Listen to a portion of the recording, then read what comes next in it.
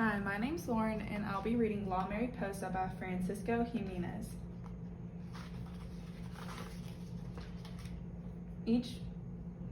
Early Monday morning, Francisco got up to get ready. Quickly, he pulled on his overalls, which he hated because he thought the suspenders made him look foolish. But he found the soft, bright flannel shirt Mama had just bought at the Goodwill store. Then he put on his favorite cap. Quítatela en la clase, his older brother Roberto warned him, for he had been to school before and knew it was bad manners to wear a hat in class. Gracias, Francisco told him, taking it off, but after his breakfast and just before heading out, he decided to wear the cap. Papa always wore one, and how could Francisco feel dressed for the first grade without it? He would remember to take it off in class. Adios, Mama, Francisco and Roberto called as they headed out to catch the school bus. Adios, hijos, she answered. Que Dios los bendiga. Papa had already left to thin lettuce, the only work he could find in late January. Mama stayed home to take care of little Jose and to set up their new home in Tent City. When the school bus arrived, Francisco took the window seat next to his brother so that he could watch the rows of lettuce and cauliflowers go whizzing by. He thought the furrows looked like giant legs running along. The bus kept stopping to pick up kids, and with each step, the noise inside grew louder. Some kids were yelling at the top of their lungs.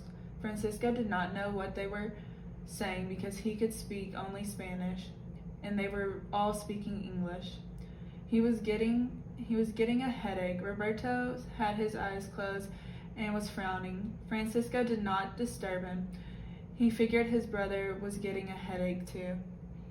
When they got to school, Roberto walked Francisco to the principal's office. Mr. Sims, the principal, was a tall, red-headed man who listened patiently to Roberto.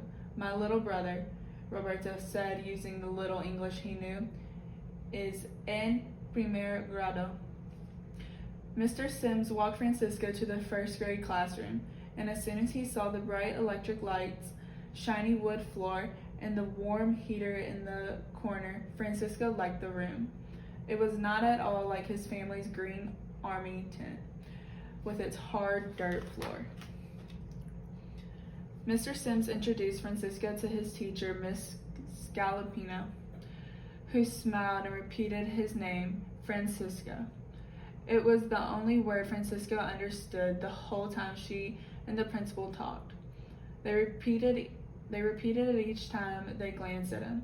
After Mr. Sims left, she showed Francisco to his desk. At the end of the row of desks closest to the window, there were no other kids in the room. Francisco sat at his desk and ran his hand over its wooden top. It was full of scratches and dark ink spots. He lifted the top and inside